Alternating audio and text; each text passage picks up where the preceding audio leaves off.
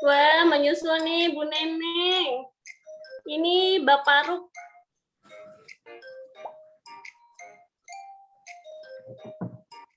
Ayo.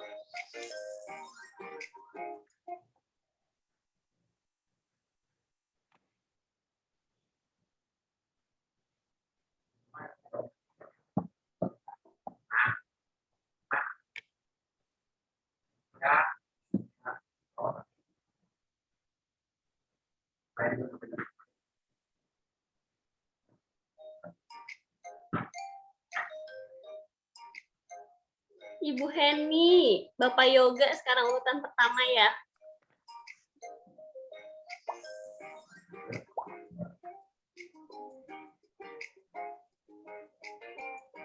Ibu Inta muncul, Ibu Inta. Ibu punten, punten.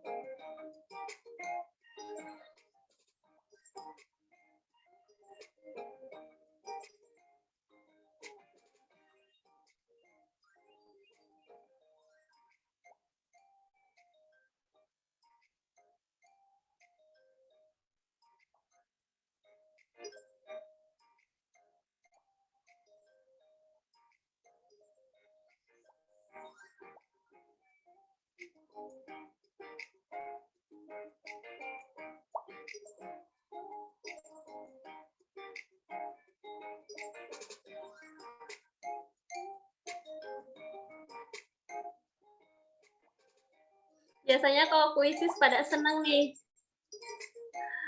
Ya Ibu, apalagi ini musiknya lumayan ya, enak Ibu. Seru ya. Iya, seru. Malam-malam biasa suka rutin ngirim kuisis waktu itu. Tapi insya Allah nanti rencana saya nanti pendaftaran sudah dibuka, ingin mendapatkan buat Bapak Ibu yang berulang lagi kan ya. Kalau melalui kuisis jadi nggak berasa gitu Bu belajarnya kan. Jadi lebih menarik ya Bu, nggak monoton. Betul.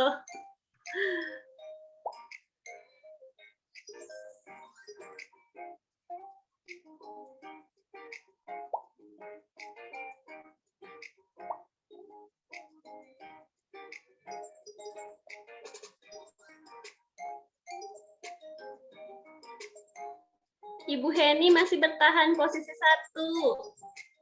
Ibu Sela kedua, Ibu Desi ketiga. Ayo dikit lagi ya. Peserta 53. Wih, mantap. Keren, Gojong semangatnya.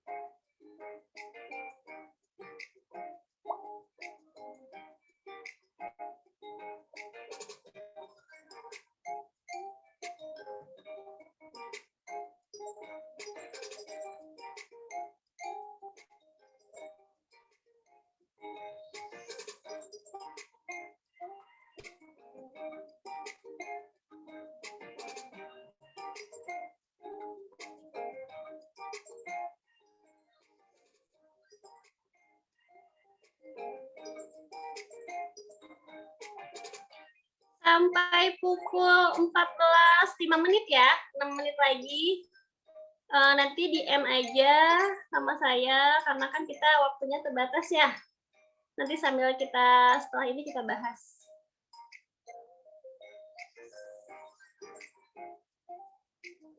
Sampai 5 menit.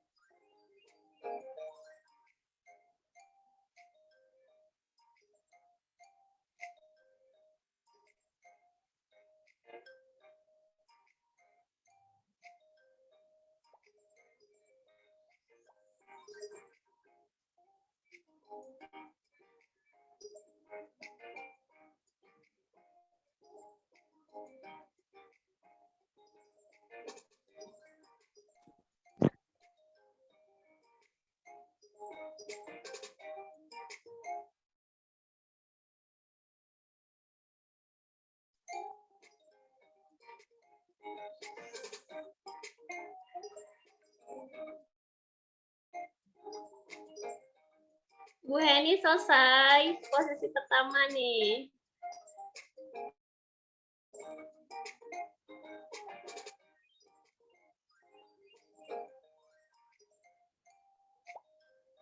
Keren, Ibu Heni keren.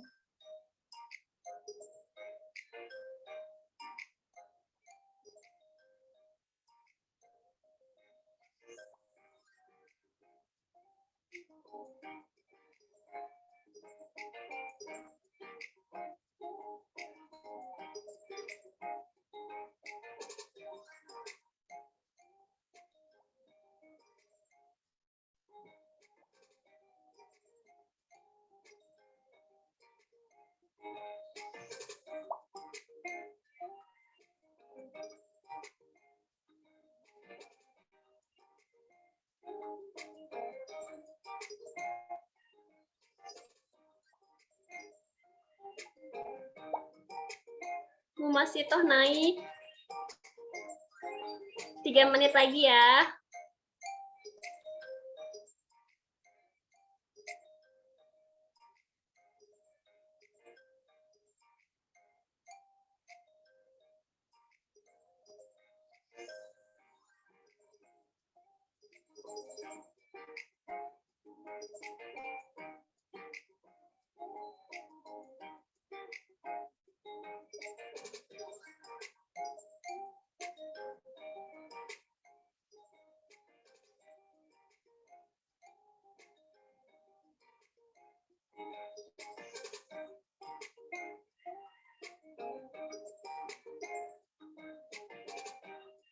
Wah, naik menyusul nih sepertinya nih.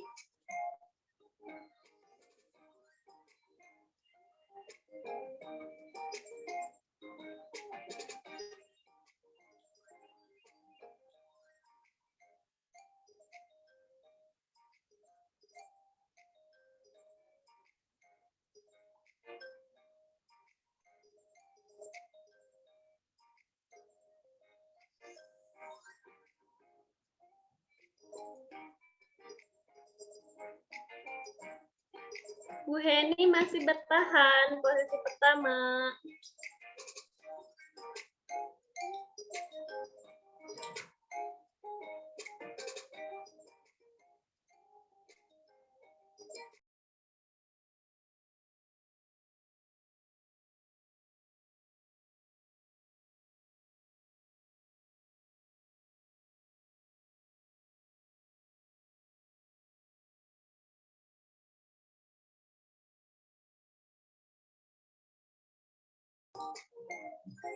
Satu menit lagi ya waktunya ya.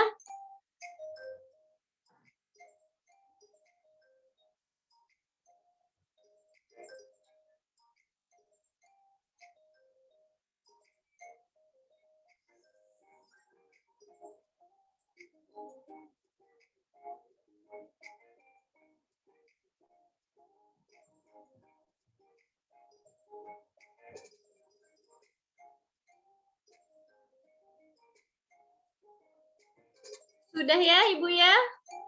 Pasti masih pada seru nih yang baru-baru gabung. Tapi gimana lagi waktunya ya? Kita terbatas waktu. Saya end ya, Bapak Ibu ya, kuisnya.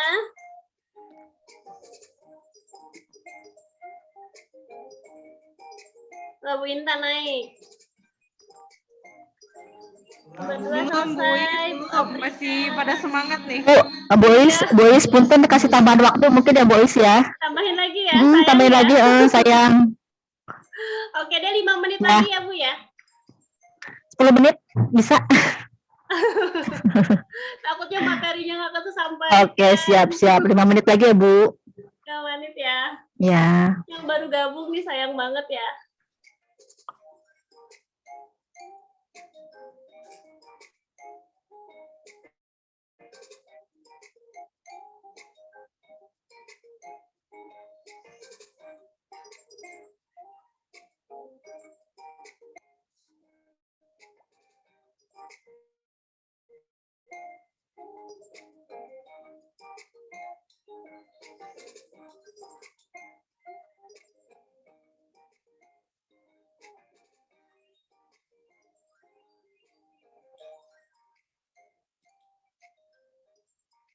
71 pesertanya. Wah, mantap nih. Banyak ya.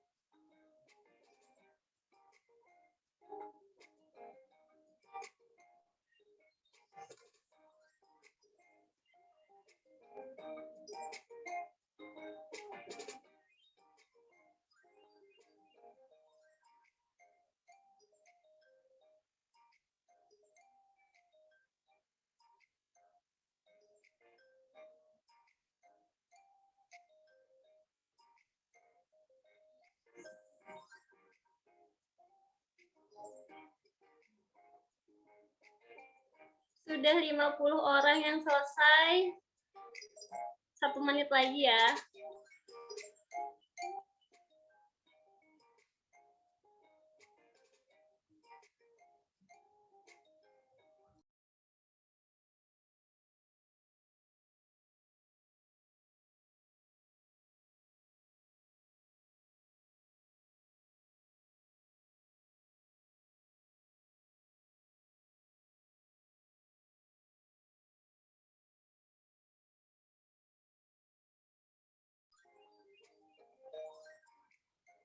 Sudah ya, 53 orang, 54 orang yang selesai. Di urutan pertama masih Ibu Heni, yang kedua Ibu Aprina, yang ketiga Bapak Ahmed Cahyadi. Hebat. Kalau tatap muka dapat reward nih, sayangnya nggak tatap muka ya. Wah, tadi ngebut ternyata diperpanjang. Request Ibu moderator minta diperpanjang. Tetap Bu, dapat Ibu. Sudah ya. Saya N ya, Bapak Ibu. Ya Bu, silahkan.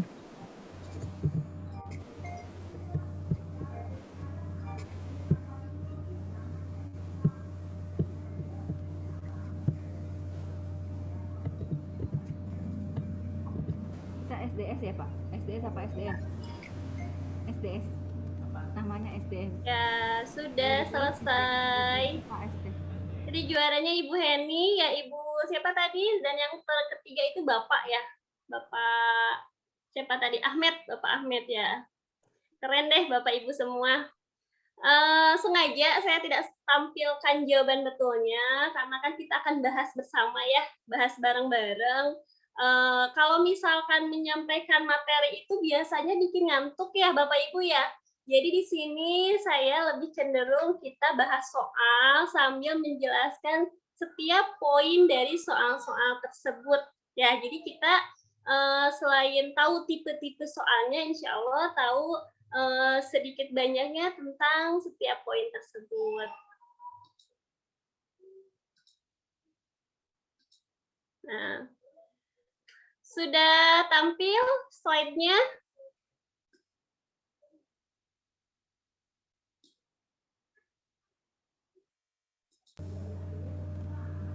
Sudah.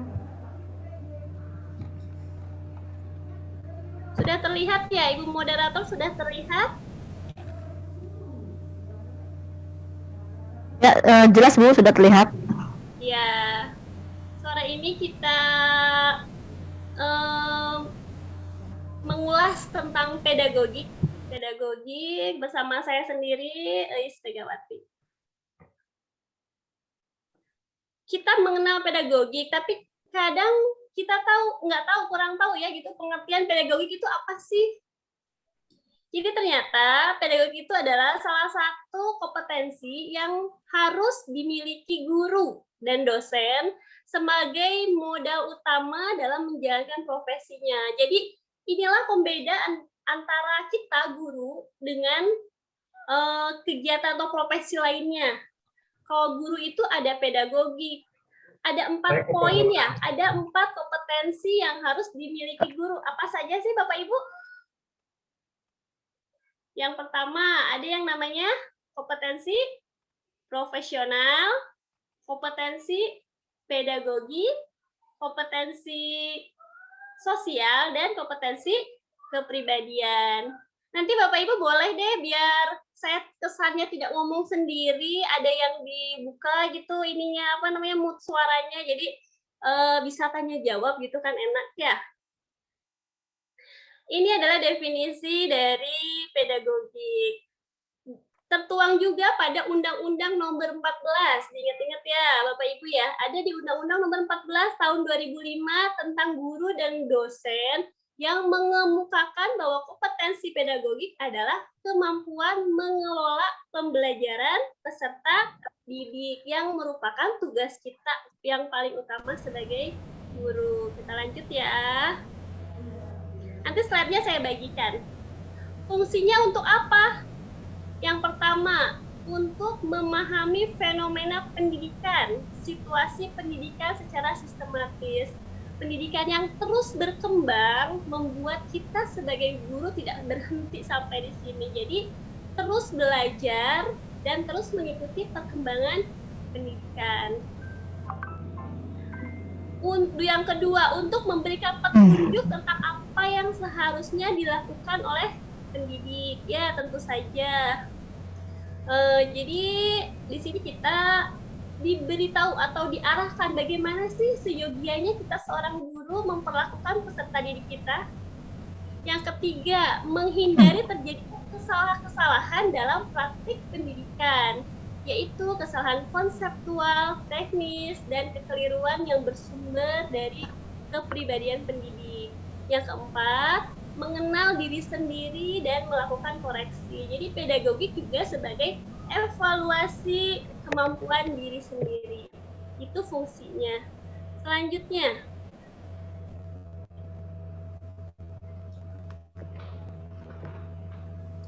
adapun manfaatnya menurut Kurniasi, manfaatnya adalah memanusiakan manusia. Ini seperti dalam teori ya, teori pendidikan humanistik. Nah, kita mengenal ada humanistik, konstruktivistik, pedagogik ya. Itu teori-teori pendidikan. Yang kedua, agar anak atau peserta didik di kemudian hari mampu memahami dan menjalani kehidupan dan kelak dapat menghidupi diri mereka sendiri, dapat hidup secara bermakna dan dapat turut memuliakan kehidupannya. Yang ketiga, membantu peserta didik mempertanyakan dan menantang dominasi serta keyakinan dan praktek-praktek mendominasi. Di sini maksudnya menentang mendominasi. Jadi guru tidak mendominasi di kelas, semua kembali ke student center. Ya, jadi berpusat kepada siswa. Yang keempat, mengembangkan kepribadian siswa yang sehat. Jadi siswa tidak hanya diam atau pasif, mereka pun aktif, baik dalam berpikir, bekerja, mereka pun aktif. Pasti Bapak Ibu lebih hebat dalam hal menangani siswa di kelas. Kita lanjut. Tujuannya. Tujuan pedagogik adalah memanusiakan manusia dan menjadikan seseorang menjadi dewasa untuk kebahagiaannya dalam menjalani kehidupan di masa depan, di masa yang akan datang, dan menjadikan seseorang menjalani hidup dengan bahagia. Mungkin untuk zaman sekarang, pendidikan karakter ya Bu ya, pendidikan karakter Bapak Ibu yang harus diutamakan dengan perkembangan teknologi yang hampir kita terbawa ke arah barat-baratan. Inilah yang harus lebih diterapkan. Nah, kita lanjut pembahasan soal yang tadi ya. Nomor 1, nah di sini. Bentar ya Bu ya, di sini lagi ajan asar dulu. Saya tunda dulu sebentar ya Bu ya.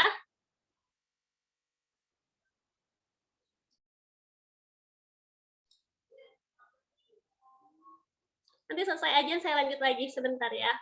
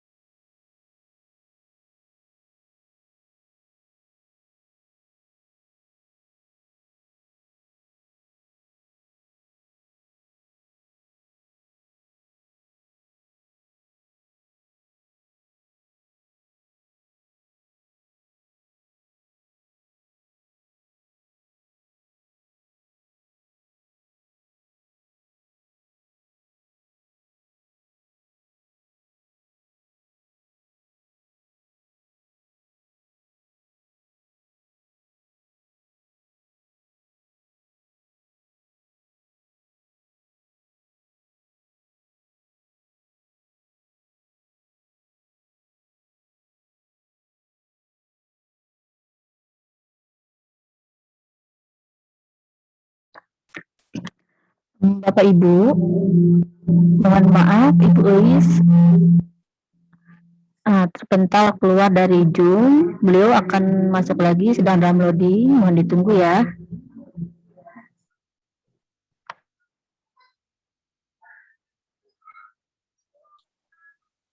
Mohon maaf Bapak Ibu, saya barusan keluar link ya, keluar Zoom. Kita mulai lagi.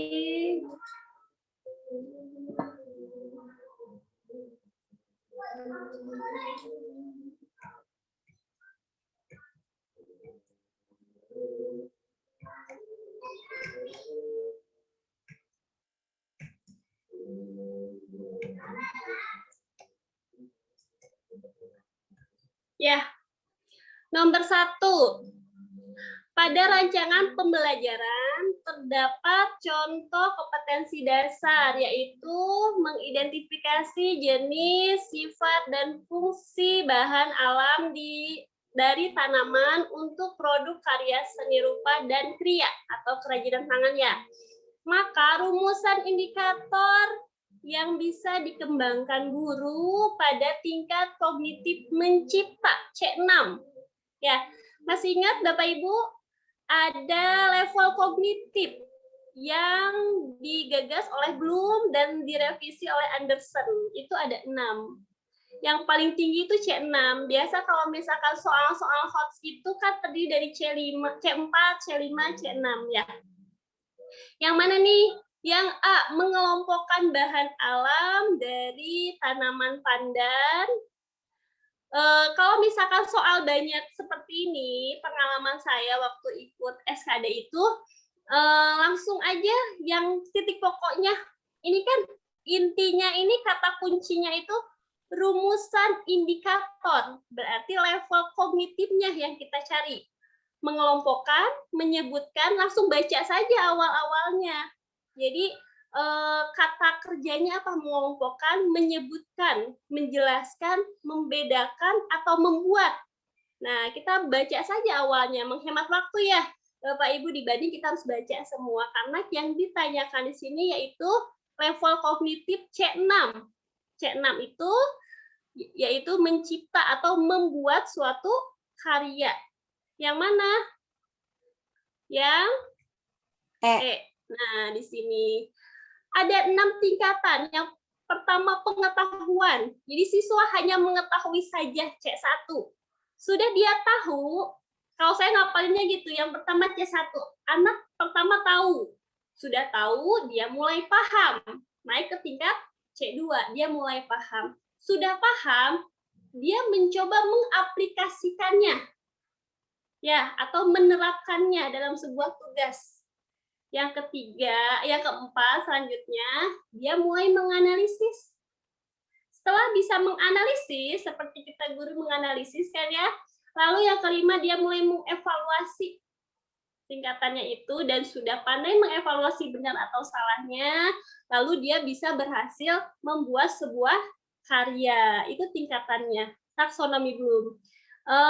Kemarin soal SKB itu ini ada, berarti Bapak Ibu masuknya ke dalam soal teknis ya, soal teknis biasanya suka ada yang keluar seperti ini. Jadi kita yang dihafalkan apanya? Kalau menghafalkan kata kerjanya mungkin agak rumit ya, tapi kita menghafalkan C1 pengetahuan, C2 pemahaman, itunya saja, pokok-pokok yang paling atasnya saja yang dihafalkan.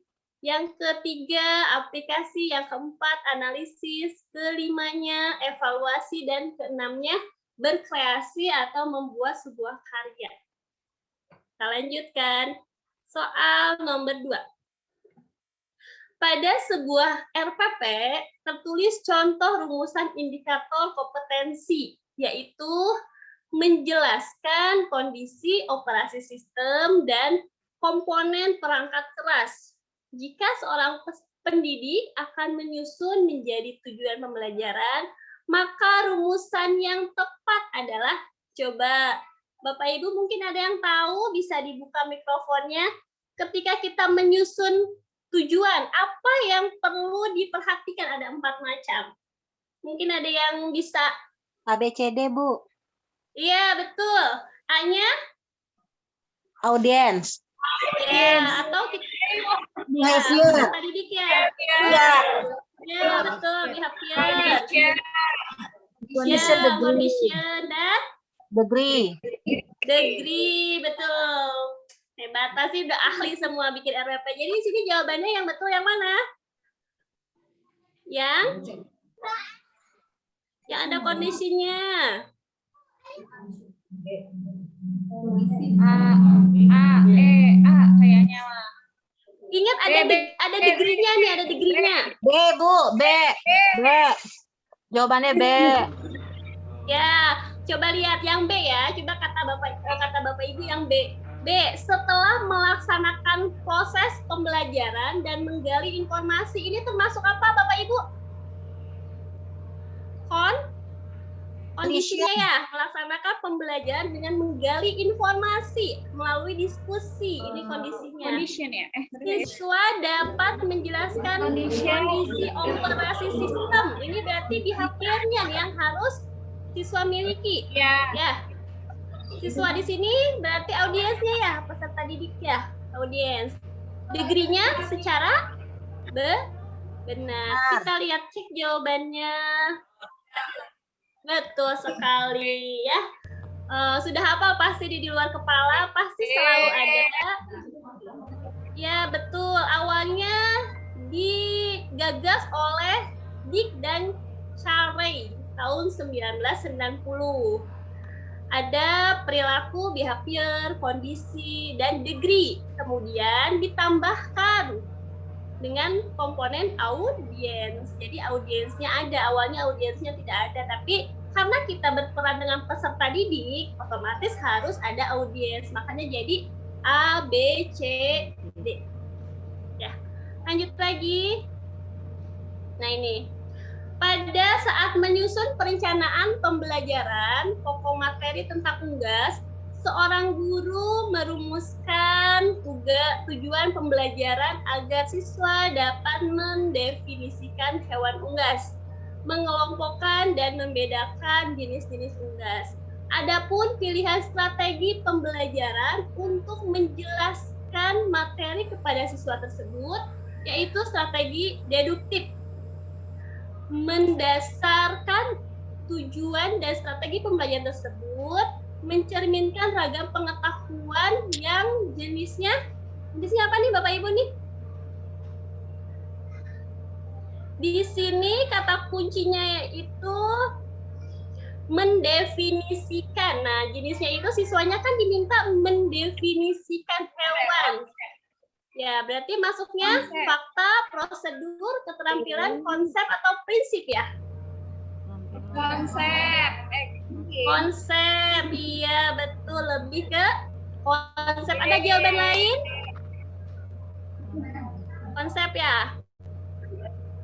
Ya, mengapa konsep? Nah, strategi pembelajaran itu dimulai dari hal yang deduktif ya. Untuk deduktif itu dari hal yang umum menuju hal yang khusus atau dari abstrak menuju ke hal yang konkret. Ya. Kalau induktif lebih bersifat langsung. Sehingga membantu siswa berpikir lebih kritis lagi. Ya, menurut Anderson lagi nih, ada ragam pengetahuan atau kita biasa menyebutnya, ada yang nyebut lagi dimensi pengetahuan. Ada fakta, konsep, prosedur, dan metakognitif atau metakognisi ya ini. Kalau saya biasa nyebutnya metakognitif atau level dimensi yang paling tinggi. Nah, di sini ini perbedaannya. Kalau faktual dia itu levelnya masih rendah.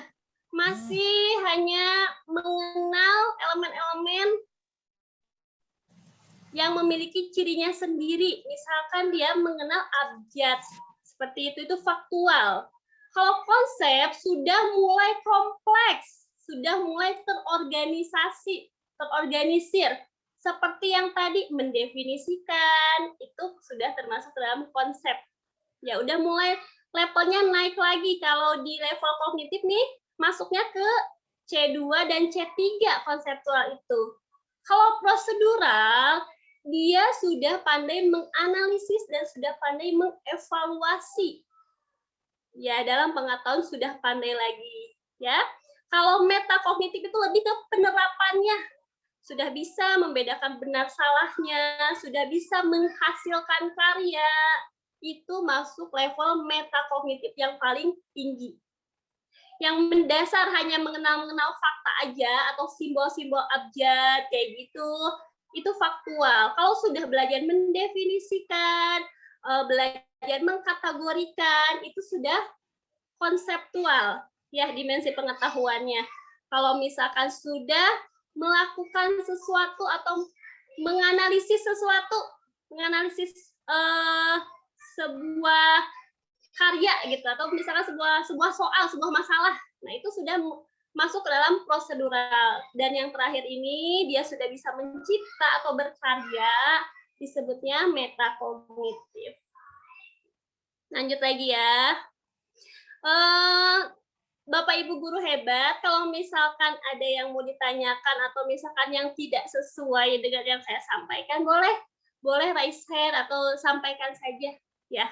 Kita kan di sini sharing ya, sama-sama belajar. Kita lanjut soal yang keempat.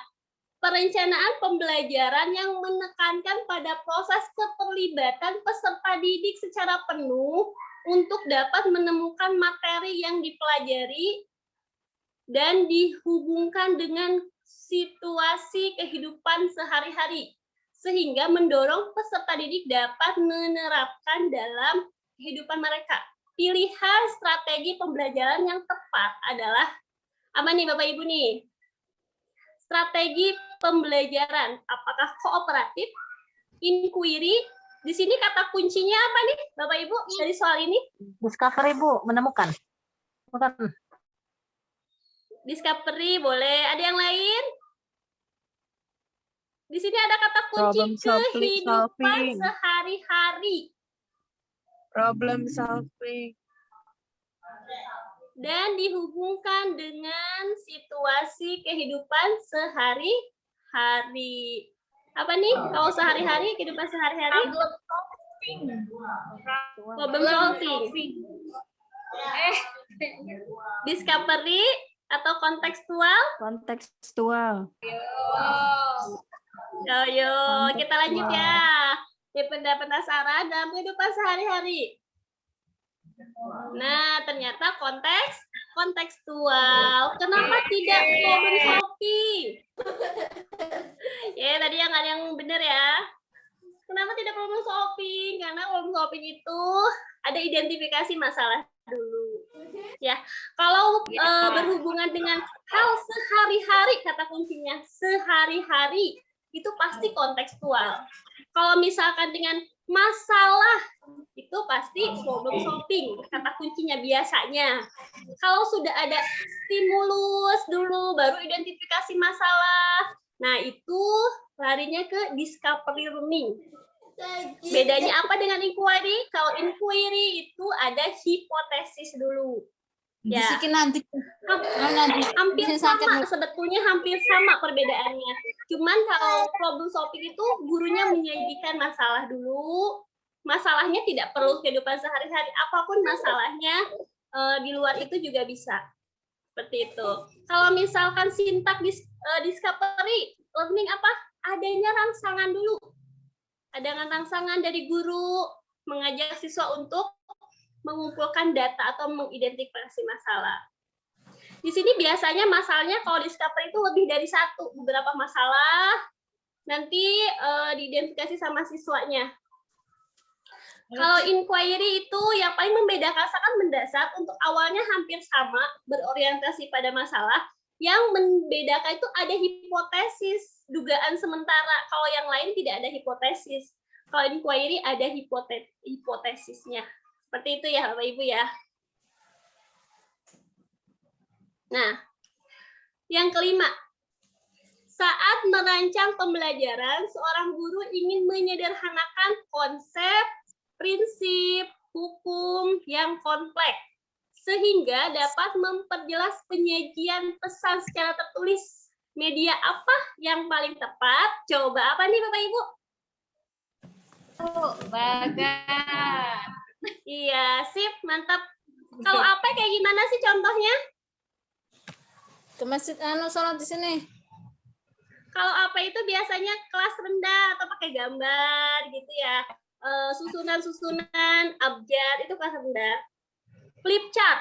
Flip chart itu sejenis seperti kalender. Jadi dibuka, setiap halamannya itu dibuka seperti kalender. Foto atau gambar itu hampir-hampir mirip ya, foto dengan gambar. Nah, betul jawabannya A. Lanjut 6.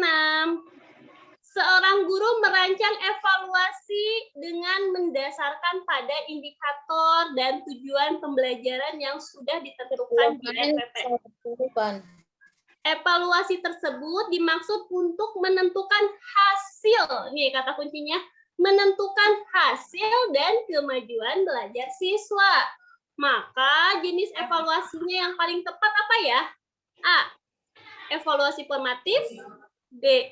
Evaluasi sumatif. C. Evaluasi selektif. D. Evaluasi diagnostik. Atau E. Evaluasi penempatan.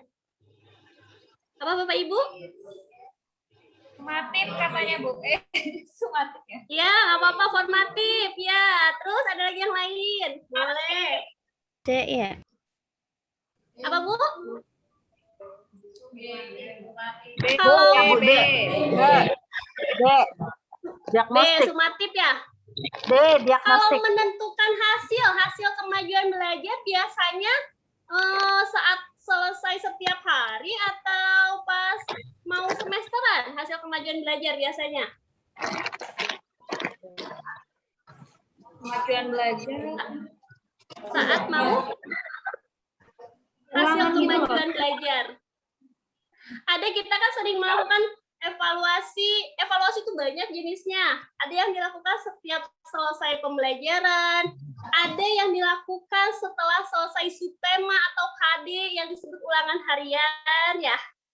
Ada yang dilakukan setiap semester. Itu memiliki tujuan yang berbeda-beda.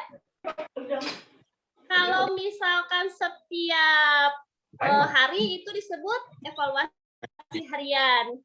Ya.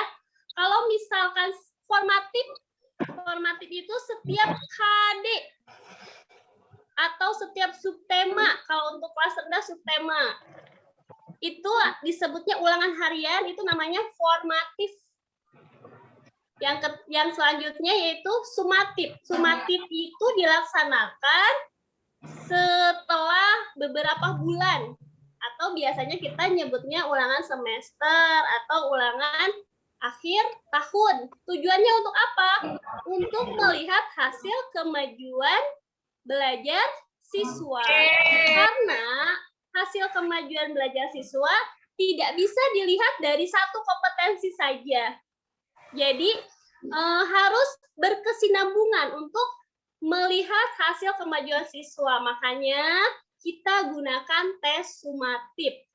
Ya, contohnya apa? Tes semester atau penilaian akhir tahun itu. Ya. Nih sudah saya jelaskan, di sini sudah saya cari beberapa macam evaluasi. Ada 5 macam sini yang saya dapat. Ada evaluasi diagnostik untuk menelaah kelemahan-kelemahan siswa, mendiagnosis ya. Kalau kemarin ikutan inklusif, kita pasti diarahkan untuk mendiagnosis atau mengidentifikasi, menelaah awal kelemahan-kelemahan siswa. Selanjutnya selektif. Selektif untuk mengikuti program tertentu, seleksi. Ya. Yang ketiga, penempatan. Menempatkan siswa dalam program pendidikan sesuai dengan karakteristiknya. Biasanya ini di SMA ya, ada IPA atau IPS. Evaluasi penempatan itu. Yang selanjutnya evaluasi formatif ya, dilaksanakan untuk meningkatkan proses belajar mengajar, untuk memperbaiki proses belajar mengajar, atau kita sering sebut dengan ulangan harian. Dan yang kelima ada evaluasi sumatif. Ya, adalah evaluasi yang dilakukan untuk menentukan hasil Mirip suara Bu Rahman. Kemajuan peserta didik. Ya. Lanjut ya, Bapak Ibu. Nah, 7. Seorang guru mencari materi dan media dari internet saat menyusun rencana pembelajaran. Materi dan media tersebut akan disampaikan pada proses pembelajaran dengan maksud agar siswa tidak mengalami kesulitan memahami pembelajaran. Langkah apa yang harus dilakukan oleh seorang guru saat memilih materi pelajaran? Tentu kita seorang guru tidak sembarang memilih materi pembelajaran. Langkah apa saja nih Bapak Ibu? Pasti pada hebat. Yang mana nih? A, B, C, D atau E? Ayo Ibu Nina. E. Relevan dengan kebutuhan peserta didik. Boleh. Ada yang lain? A katanya. Oh, yang A, betul. Coba di sini kita cari dulu kata kuncinya. Ketika kita membaca semua soal, pasti yang kita cari, apa sih kata kunci dari soal ini? Ya, di sini kita memilih materi dan media. Memilih materi dan media yang akan disampaikan. Materi dan media. Berarti kalau memilih materi harus sesuai dengan kompetensi inti, kompetensi dasar, dan indikator. Kenapa tidak sesuai dengan yang ya, ini yang kita materi, kata kuncinya materi dan media. Ya, untuk disampaikan dalam proses pembelajaran. Kenapa tidak memperhatikan siswa?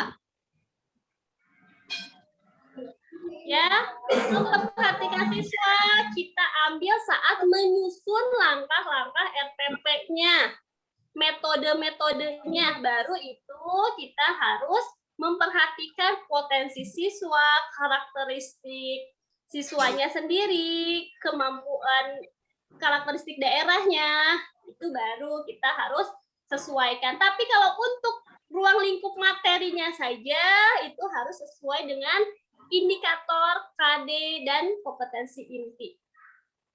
Seperti itu ya Bapak Ibu. Jawabannya? Ya, A jawabannya. Nah, 8. Ini, nah kalau misalkan tadi kan soalnya pendek-pendek ya, menurut saya itu masih pendek. Biasanya itu soal itu, apalagi kalau sudah bertemu dengan profesional bahasa Indonesia, soal itu narasinya panjang sekali. Untuk menghemat waktu, Bapak Ibu bisa langsung baca pertanyaannya saja. Ya, sebagaimana yang tertuang misalkan ya, sebagaimana yang tertuang dalam Permendikbud RI nomor 22. Itu kita baca pertanyaannya lalu kembali ke teks atasnya. Jadi kita ingat dulu pertanyaannya untuk menghemat waktu, baru kita baca teksnya. Jangan teksnya dulu, jangan. Itu menghabiskan waktu. Jadi langsung ke pertanyaannya saja. Kalau ini kan pendek-pendek ya jawaban soal-soalnya.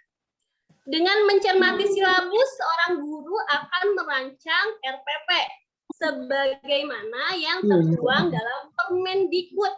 Nah, RPP dan silabus itu tertuang pada Permendikbud nomor 22 tahun 2016. RPP mencakup sekurang-kurangnya apa nih? Sekurang-kurangnya minimalnya harus ada dalam RPP apa saja? Yang A, yang B, C, D atau E? Ya, E. Ada pendapat lain? Yang E ya, Bapak Ibu ya. Jadi kita lihat selanjutnya. Nah, ini yang ada dalam RPP. Identitas, pokoknya kata kuncinya pertama identitasnya itu harus ada. Terus identitas sekolah, mata pelajaran, kelasnya, materinya, ini yang tercakup dalam RPP. Atau nih, saya punya jembatan keledai, ya. Jadi biar misalkan ini, oh ini apa sih? hafalan pendeknya biasanya saya menyingkat dengan identitas IKI tujuan 3M Sule. Identitas IKI tujuan 3M Sule. Karena kalau ngapalin ini semua kan panjang ya. Seringkali semuanya ada, cuman ditukar-tukar posisinya. Tapi kita kan diminta berurutan berdasarkan permendik. Nah ini identitas identitas mata pelajaran, K-nya kompetensi, I-nya indikator, tujuan 3M, materi, model, media, Sule itu sumber belajar, langkah, dan penilaian. Ini jembatan keledainya, ya. Ya, setidaknya walaupun kita tidak bisa menghafal semua, tapi adalah gambaran seperti ini identitas IKI tujuan 3M Sule. Silabus juga, silabus komponennya apa saja? Ini juga tertuang pada Permendikbud nomor 22 tadi. Silabus itu harus ada identitas tetap, identitas ada, identitas mata pelajaran, identitas sekolah, kompetensi inti, kompetensi dasar, tema, materi pokok, penilaian, alokasi waktu, dan sumber belajar. Ini berdasarkan Permendikbud. Lanjut lagi ya. 9. Seorang guru senior, Bapak Ibu ini kecepatan nggak ya? Bapak Ibu? Kecepatan tidak saya menyampaikan? Oh enggak. Kalau kecepatan sampaikan aja Ibu kecepatan atau terlalu lambat sampaikan aja ya. Kenapa?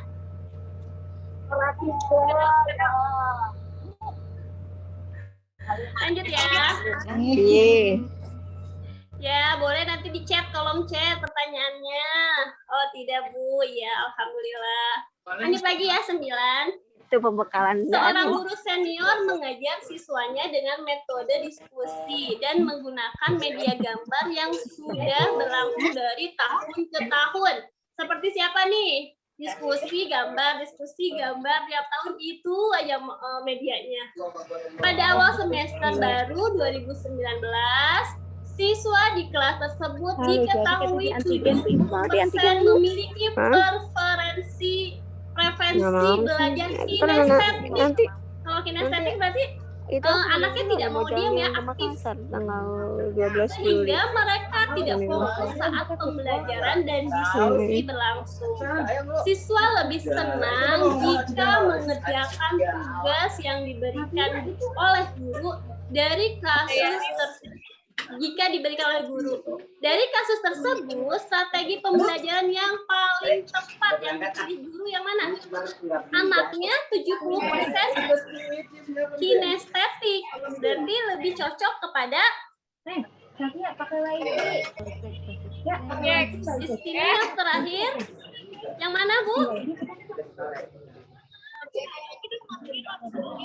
Kontekstual. Dia lebih senangnya langsung mengerjakan tugas. Nah, lebih senang jika langsung mengerjakan tugas, berarti langsung aja kasih masalah kalau seperti itu ya. Langsung aja. Jadi lebih ke project. Ya, project based learning. Coba ya kita lihat. Kenapa ya ini nggak bisa?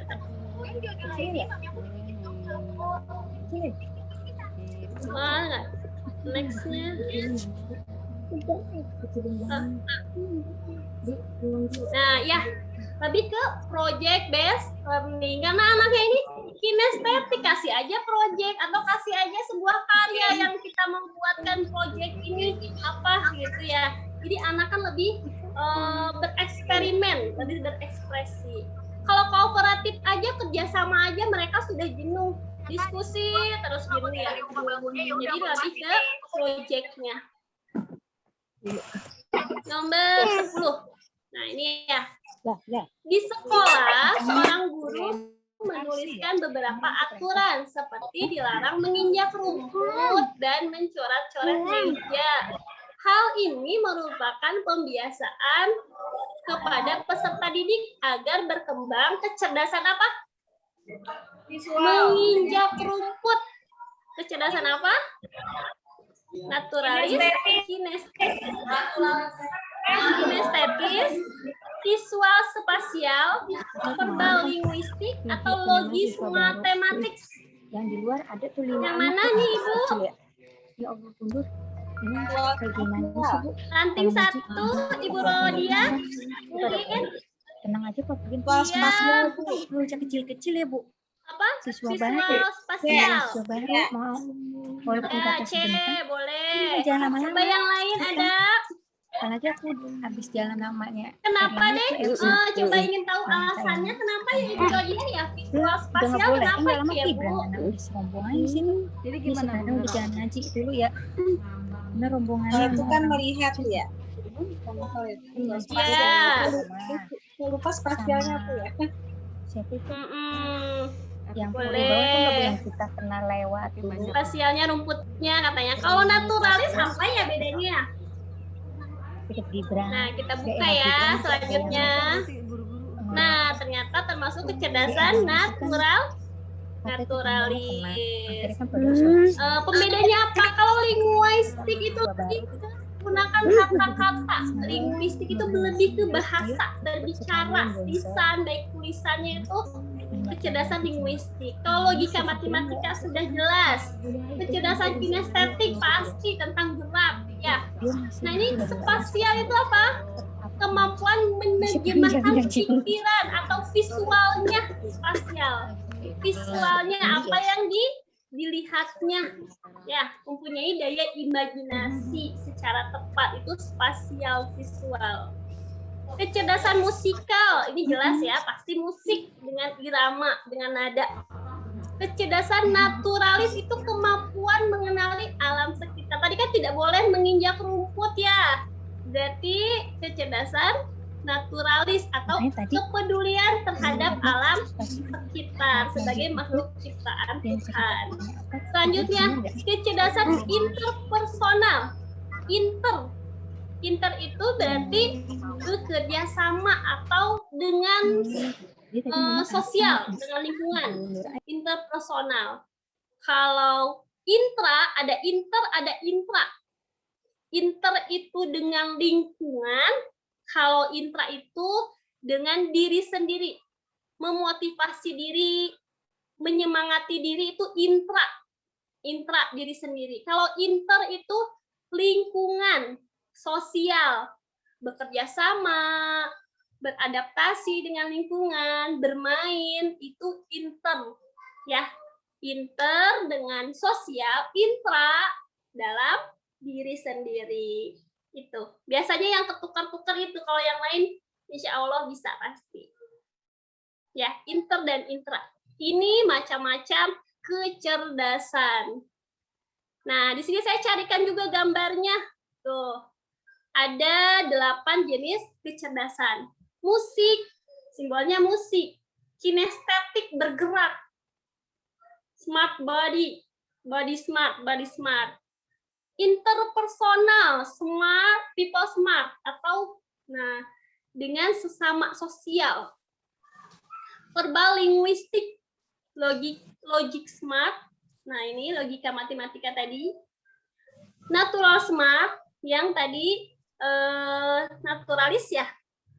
Self smart, ini visual spasial tadi, dari yang dilihat. Visual itu kan penglihatan ya, dari yang dilihat. Lanjut ya. Nanti kalau misalkan lihat gambar, biasanya Bapak Ibu lebih mudah mengingat. Oh, ini gambarnya ini berarti anaknya cerdas dalam hal ini. Ini gambarnya seperti ini, berarti cerdasnya dalam hal ini. Inter, kalau inter gambarnya berdua. Kalau intra gambarnya sendiri, berarti memahami diri sendiri. Seperti itu. Lanjut. 11. Seorang guru ingin mengetahui kemampuan siswa dalam mengatur dan mengelola perbedaan pendapat ketika dilakukan diskusi kelompok. Nah, kita kan suka pengen mengamati.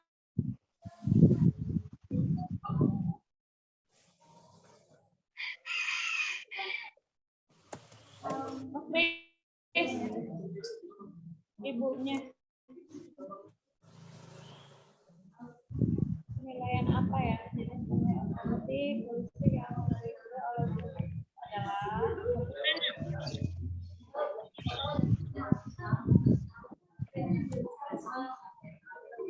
Terbuka ya, Bu? Bu. Penilaian terbuka, Bu. Bentar ya Bapak Ibu, Bu Is sepertinya sedang mengalami kendala.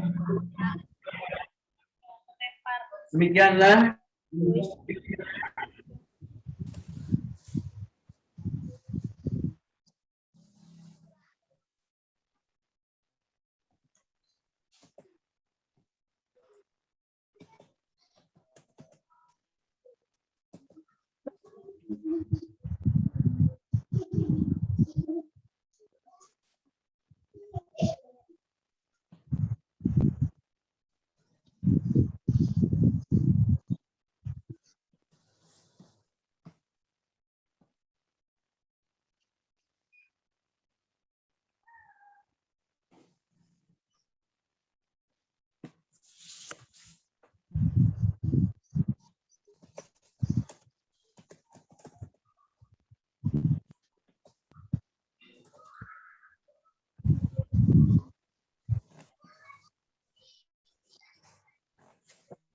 Bapak Ibu, mohon maaf terpental lagi di sini baru selesai hujan deras tadi ya. Jadi sinyal tuh Telkomsel agak-agak kurang bersahabat. Mohon maaf ya di keluar masuk ya. Sudah tampil lagi belum Ibu ini gambarnya? Ibu sudah. Ya mohon maaf ya di sini saya tinggal di gunung Bu. Kalau Ibu main ke Gunung Salak bisa mampir ke tempat saya. Mungkin ada yang pernah ke Gunung Salak. Taman Sari dekat Ciapus ya Bu? Betul, betul. Saya dekat Ciapus benar banget. Saya sekolahnya SD juga dekat Ciapus. Satu kecamatan dengan Pak Jenal. Iya. Iya, jadi sinyal gunung lah, maklum ya Bu ya. Iya, nggak apa-apa Ibu. Lanjut lagi ya, nomor 11.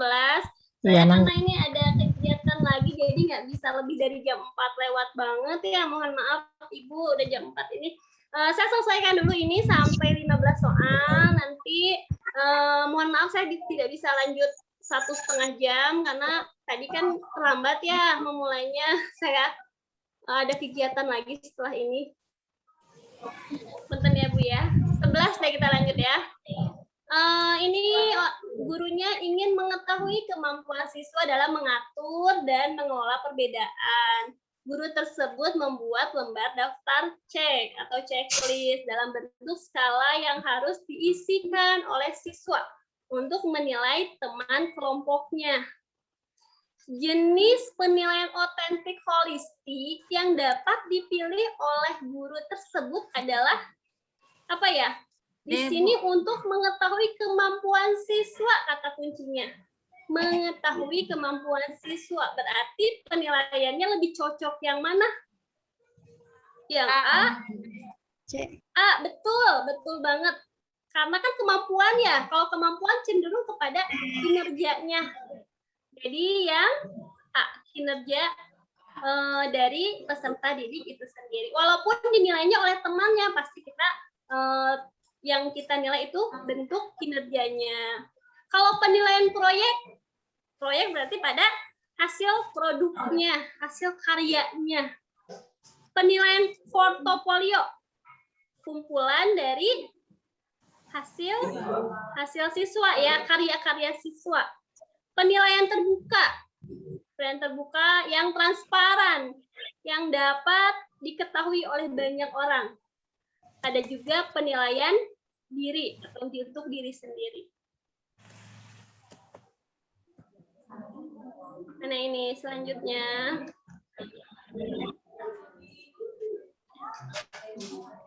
Nah, penilaian kinerja lanjut nomor 12. Nah, sudah ada deh di jawabannya lupa. Jika guru memberikan penugasan kepada siswa yang bertujuan untuk mengukur kemampuan dalam menghasilkan karya, karya yang tadi ya jelas. Kalau dalam menghasilkan karya kita menggunakan penilaian proyek karena dalam menghasilkan karya kata kuncinya karya ini berarti proyek. 13. Pada akhir pembelajaran, siswa diminta untuk mendemonstrasikan tugas belajar yang diberikan guru dengan tujuan agar siswa tersebut mengaplikasikan kemampuan, keterampilan yang dimilikinya, dan guru dapat menilai kompetensinya. Instrumennya apa? Daftar cek atau daftar checklist. Bedanya dengan yang tadi, kalau tadi kan kinerja, kalau ini kompetensi, menilai kompetensi dirinya. Daftar cek. Selanjutnya, 14. Sebagian siswa mengalami kesulitan menjawab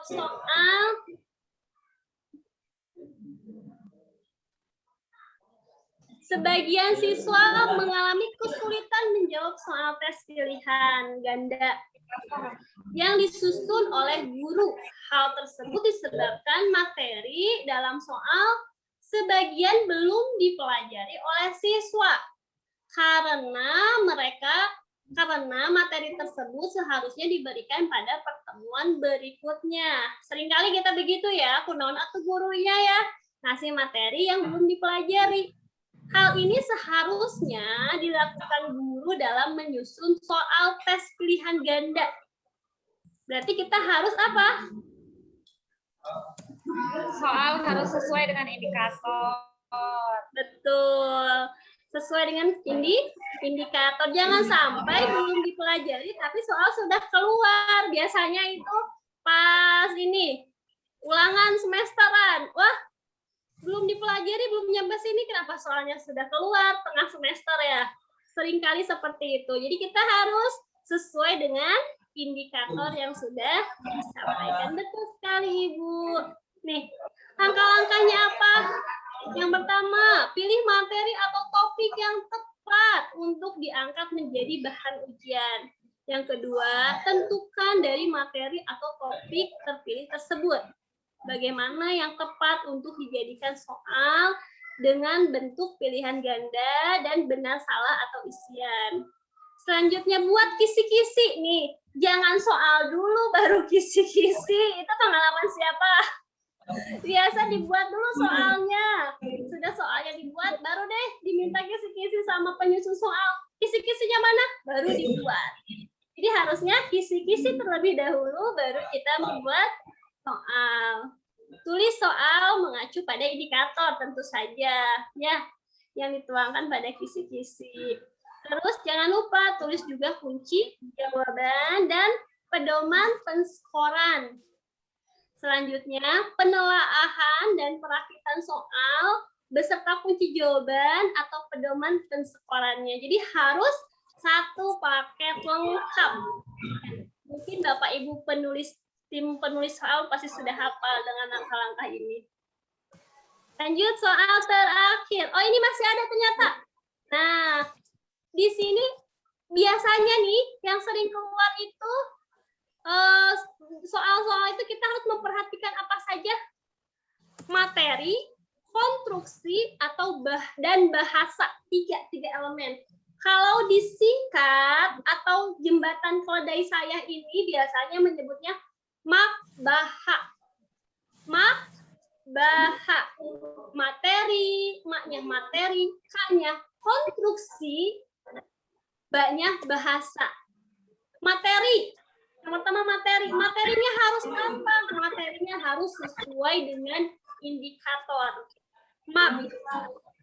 Kaknya apa? Kaknya konstruksi. Konstruksi, pokok soal harus dirumuskan dengan jelas.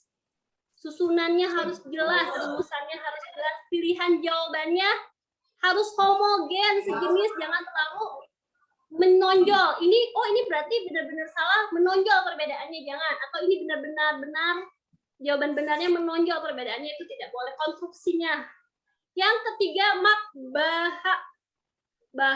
bahasa.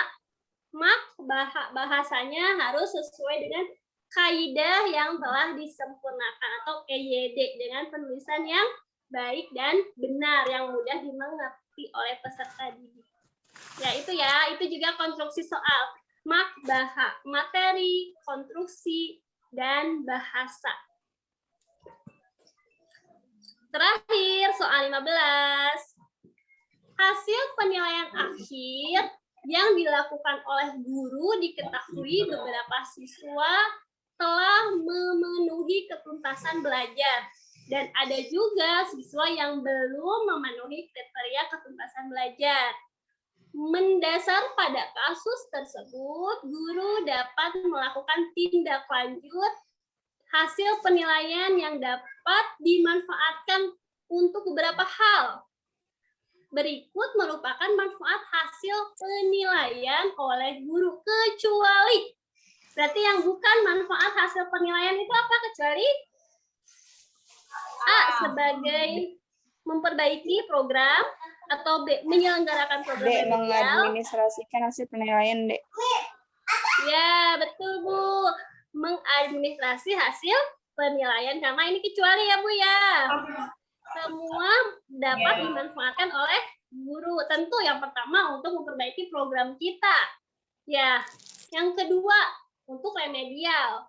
Remedial dan juga untuk pengayaan. Yang ketiga, mengadministrasi hasil penilaian itu tidak ya. Yang justru yang masuk menyusun laporan. Untuk menentukan remedial itu jika remedialnya di atas 50% siswanya, maka guru harus melakukan pembelajaran ulang. Jika yang tidak lulusnya di atas 50%. Jika yang lulusnya atau misalkan yang tidak lulusnya 10% atau di bawah 20%, biasanya dapat menggunakan teman sejawat atau di bawah 20%.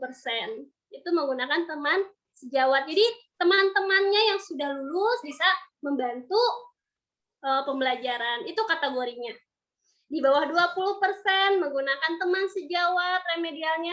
Di atas 50% berarti guru harus melakukan pembelajaran ulang. Kalau di antara 20 sampai 50% itu remedialnya menggunakan tugas kelompok. Ya, jadi ada kategori 0 sampai 20 pembelajarannya dengan cara teman sejawat, 20 sampai atau 21 sampai 50% itu menggunakan pembelajaran kelompok remedialnya. Di atas 51 atau 50,01 yang remedial berarti guru harus mengulang pembelajaran. Seperti itu. Nah, ini manfaat yang tadi ya, manfaat penilaian yang tadi. Dengan melaksanakan penilaian, guru akan memperoleh data tentang kemajuan belajar. Yang kedua, guru akan mengetahui apakah materi yang diajarkan sudah sesuai. Yang ketiga, dengan melaksanakan penilaian, guru akan dapat mengetahui apakah metode mengajar yang digunakan sesuai. Yang keempat, hasil penilaian dapat dimanfaatkan guru untuk melaporkan kemajuan siswa. Habis? Oh ya, sudah habis Ibu Moderator. Alhamdulillah. Ya, terima kasih banyak Ibu. Sama-sama. Mohon maaf kalau Ya. penyampaiannya agak belepotan ya. Nervous saya. Alhamdulillah Bu, udah luar biasa. Keren soalnya semangatnya luar biasa Bapak Ibunya. Sampai sore masih tetap, saya lihat dari layar masih fokus. Udah sore, wah keren semuanya. Alhamdulillah ya Ibu. Alhamdulillah. Baik Bapak Ibu, mari kita beri tepuk tangan untuk Ibu Is yang telah memaparkan materinya hari ini. Terima kasih banyak Ibu, luar biasa, keren. Ya, Sama-sama. ya. Dan Bapak Ibu mohon maaf untuk sesi diskusi karena cuaca sudah tidak mendukung. Khawatir Bapak Ibu nanti perjalanan, mungkin saya mohon izin untuk men-share nomor kontak WA Ibu, boleh? Ya, boleh. Betul. Boleh Ya. di-share. Nanti kalau misalkan ada yang mau ditanyakan atau mau diskusi, silahkan boleh hubungi saya. Ya, terima kasih Ibu. Nanti nomor kontak Ibu Is akan saya sampaikan, akan saya share di WA Group ya Bapak Ibu. Kemudian untuk PowerPoint pun nanti akan kami share, serta link YouTube untuk acara hari ini pun akan kita share bagi yang berhalangan hadir. Oke, Ya, terima kasih banyak Ibu Is. Makasih. Sama-sama, Ibu. Ya, terima kasih banyak. Bapak Ibu, nanti kami akan mengumumkan 6 peserta terbaik pretest melalui quiz tadi. Mungkin akan kami umumkan setelah selesai acara di WA Group, dan insya Allah yang 6 terbaik pretest akan mendapatkan door prize dari PGRI cabang Bojonggede. Ya.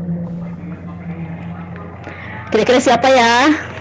Nanti kita tunggu mungkin sekitar sore, sekitar jam 7 ya, nanti akan saya share.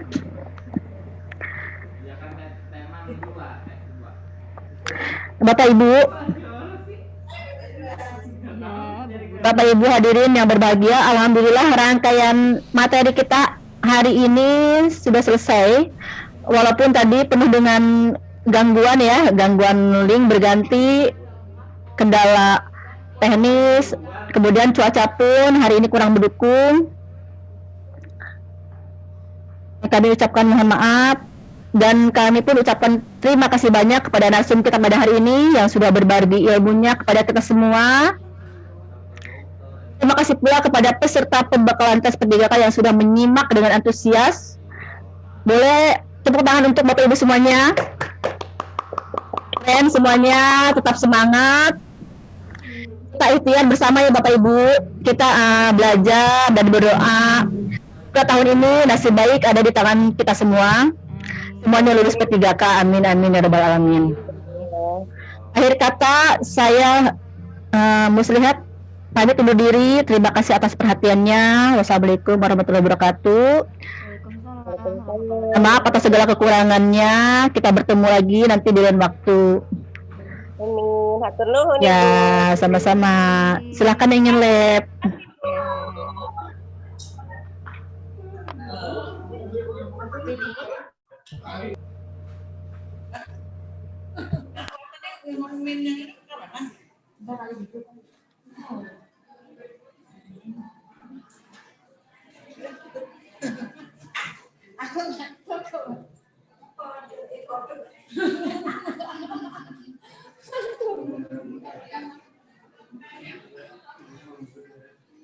Teman saya itu satu sekolah, boys.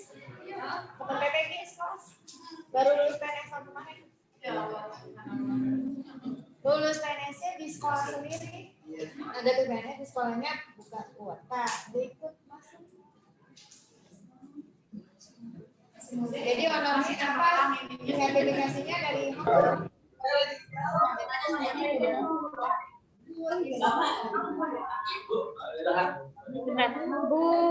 Lilis punten Ya. nanya, ini udah selesai ya Bu ya?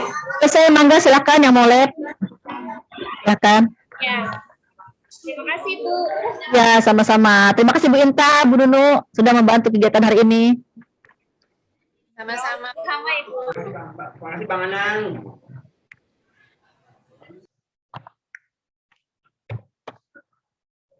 Karena tidak ada ini mampir namanya. Oh iya. Mengarang apa yang menjawab nape anak Anang yang mana yang saya emang yes. Betul tidak?